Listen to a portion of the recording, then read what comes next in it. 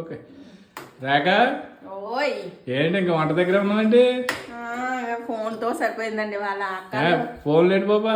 అక్కలు హైదరాబాద్ వెళ్ళారు కదా ఈ వీసా ఇంటర్వ్యూకి. నువ్వు వెళ్ళినట్టుంది హైదరాబాద్. హైదరాబాద్ కదా అమెరికా వెళ్ళినట్టే ఉంది. ఎందుకంటే అమెరికా వీసా వచ్చిందంట, సెలెక్ట్ అయ్యారు. సంతోషం సంతోషం. అందరూ బాగుంటేనే కదండి, మన అందరూ సంతోషంగా ఉంటే మనం కూడా సంతోషంగానే ఉంటామండి. అందరూ బాగుండాలని కోరుకోవాలి కదా. అక్కడ అమెరికా నుంచి ఫోన్ చేసింది, చాలా రోజులు ఒక నెల అయిపోయిందేమో దాంతో మాట్లాడి. ఫోన్ చేసి పిన్ని పిన్ని అని కవులు చెప్తుంది. ఆ ఊసులతో ఇది మర్చిపోయాను. మళ్ళీ మీరు భోజనానికి వచ్చేస్తారని ఇంకా మొక్కల పులుసు వండుతున్నాను. అయ్య బాబాయ్ భలే ఉంది.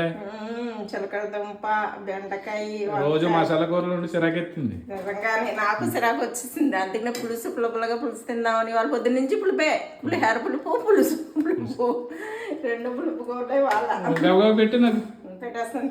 అయిపోయింది పెట్టేస్తాను. కొత్తిమీర చల్లేసి పెట్టేస్తాను.